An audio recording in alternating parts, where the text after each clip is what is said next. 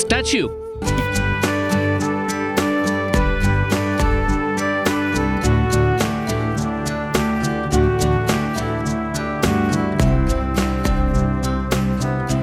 ఈ రోజు నుంచి నీకు 1 వీక్ ఫుల్ రెస్ట్. నీకేం కావాలన్నా నన్నే అడగాలి. ఈ రూమ్ నుండి బయటకే రాకూడదు, ఏ పని చేయకూడదు. ఏంటి, పనులేం చేయకూడదా? అవును, అన్ని పనులు నేనే చేస్తాను. ఆల్రెడీ ఆఫీస్కి 1 వీక్ లీవ్ పెట్టాను. అయ్యో, తలకి దెబ్బ తగిలిన సంగతి మర్చిపోయావా? అబ్బబ్బా, మీ మాటలు చూస్తుంటే నా తలకి దెబ్బ తగిలినట్టు లేదు. ఏదో హెడ్ ఓపెన్ చేసి పెద్ద సర్జరీ చేసినట్టుంది. సంధ్య, ప్లీజ్ అలా మాట్లాడుకో. లేకపోతే ఏంటండి, ఇదేం పెద్ద గాయం కాదు, నాకు నొప్పి కూడా లేదు అంటున్నా గానీ మీరు వినకుండా ఎందుకింత హడావుడి చేస్తున్నారు? ఒక్కరోజు రెస్ట్ తీసుకోమన్నారు, సరే. వారం మొత్తం గదిలో నుండి బయటికి రాకుండా ఉండాలంటే ఎలా అండి? అది సరిపోనట్టు పనులన్నీ మీరే చేస్తానంటారేంటి? సంధ్య, నీకు నొప్పిని భరించే గుణం ఉంది. ఏ బాధనైనా మొహంలో కనపడకుండా దాచేంత ఓపికుంది.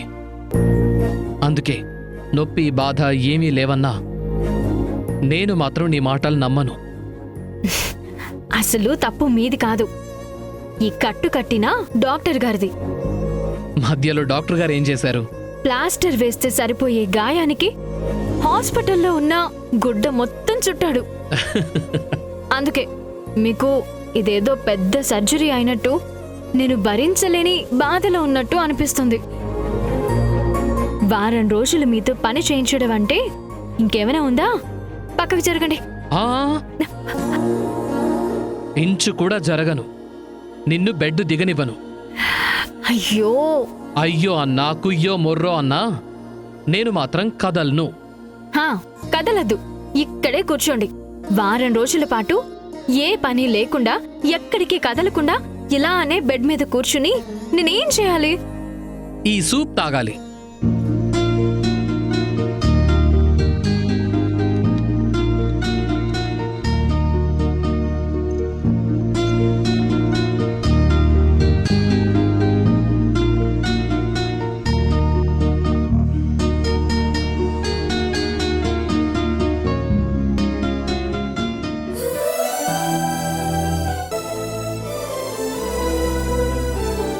మీరు మీ పనులు చూస్తుంటే నిజంగా నేను పేషెంట్ని అన్న ఫీలింగ్ కలుగుతుంది. సంధ్య, ఇంకొకసారి ఆ మాట అన్నావంటే బాగో చెప్తున్నాను. నన్ను బెడ్రూమ్ నుండి కదలొద్దని మీరు మాత్రం ఊరంతా తిరిగి రావడం బాగుందా? ఏంటి, నేను తిరిగొచ్చానా? కాదా మరి? 3 గంటల నుండి కనిపించడం లేదు, ఫోన్ చేస్తే లిఫ్ట్ చేయడం లేదు.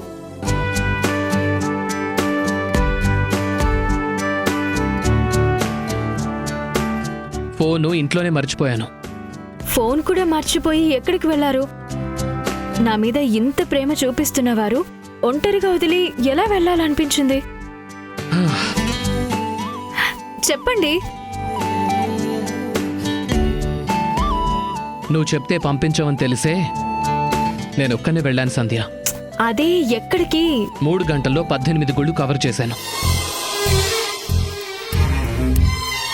శివాలయం, వెంకటేశ్వర స్వామి గుడి, పెద్దమ్మ గుడి, నరసింహస్వామి గుడి, ఆంజనేయ స్వామి గుడి, సాయిబాబా గుడి, దక్షిణామూర్తి గుడి, దత్తాత్రేయ గుడి, జగన్నాథస్వామి గుడి, రామకృష్ణ మందిర్, ఇలా 18 గుళ్ళు తిరిగి ప్రతి గుడిలోనూ నీ పేరు మీద అర్చన చేయించాను. ఇన్ని గుడులు తిరిగారా? అది కూడా 3 గంటల్లోనే? అవును సంధ్య, నీకు మెలకు వస్తే నేను పక్కన లేకపోతే ఒంటరిగా ఫీల్ అవుతావని ఫాస్ట్గా వచ్చేశాను. మీకేమైనా పిచ్చా? సిటీ ట్రాఫిక్ లో అంత స్పీడ్గా వెళ్ళడం ఎంత రిస్కో తెలీదా మీకు?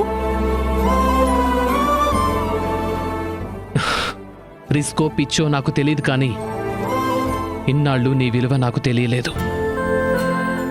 దివ్య బాబ్జీ కలిసి నిన్ను తలకి కట్టుతో తీసుకొచ్చారు చూడు, అప్పుడే నాకు అర్థమైంది నువ్వు నా ప్రాణమని.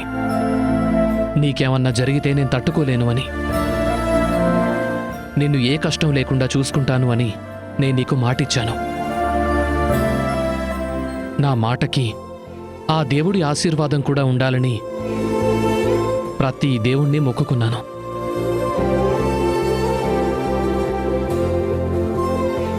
ఇదిగో, ఇది అమ్మవారి కుంకుమ.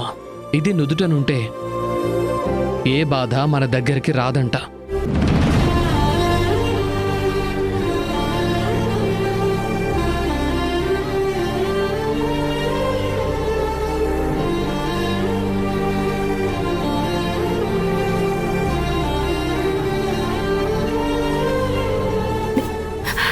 ఏమండి,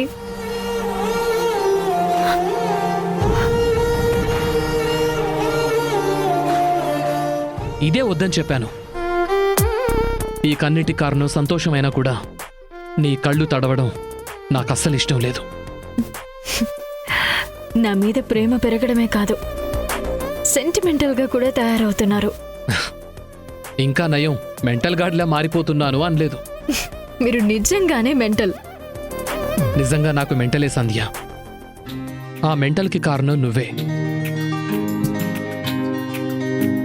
నేను సంధ్య పిచ్చోని. Mentally I'm yours. You are always mine. Sandhya, నేను సారీ చెప్పాల్సిన వాళ్ళు ఇంకా ఇద్దరున్నారు. మీ అమ్మా నాన్న, నా ఆంటీ అంకుల్. ఆ ఇంటిని ఎలాగైనా అమ్మేయాలన్న స్వార్థంతో నీతో పాటుగా వాళ్ళని కూడా చాలా బాధ పెట్టాను. అందుకే మనస్ఫూర్తిగా వాళ్ళని క్షమించమని అడగాలి. ఒకసారి ఫోన్ చేసి మాట్లాడతాను. ఫోన్ ఎందుకండి, డైరెక్ట్గా వెళ్దాం. మీలో వచ్చిన మార్పుని చూసి నేనెంత సంతోషిస్తున్నానో వాళ్ళు నాకన్నా ఎక్కువగా హ్యాపీగా ఫీల్ అవుతారు. సరే సంధ్య, వెళ్దాం. అలా వెళ్ళినప్పుడే ఇంటి గురించి, మీ అప్పు గురించి కూడా మాట్లాడదాం. నేను ఆల్రెడీ మీ ప్రాబ్లం గురించి చెప్పాను. ఆ ఇల్లు అమ్మడానికి అమ్మ నాన్న కూడా ఓకే చెప్పారు. సో మీ అప్పు కూడా క్లియర్ చేసుకోండి. వద్దు సంధ్య, ప్రస్తుతానికి అవసరం లేదు. నేను వేరే అరేంజ్మెంట్స్ చేసుకున్నాను. ఇంకెప్పుడు ఆ ఇంటి గురించి మాట్లాడొద్దు. ఆ ఇంట్లో నుంచి మీ అమ్మా నాన్నను కదిపే ఆలోచనే వద్దు. అది కాదండి, అంత డబ్బు అంటే ఎవరిచ్చారు, ఎలా అరేంజ్ అయింది? అదంతా ఇప్పుడు కాదు, కానీ నీ గాయం పూర్తిగా మానిపోయిన తర్వాత నీకు డీటెయిల్డ్గా చెప్తాను. అప్పటి వరకు నన్నేమీ అడగకుండా నువ్వు రిలాక్స్డ్గా ఉండు. సరేనండి. సరే, నువ్వు ఫ్రెష్ అప్ అవ్వు, మీ అమ్మ వాళ్ళ ఇంటికి వెళ్దాం. ఓకే? ఓకేనండి.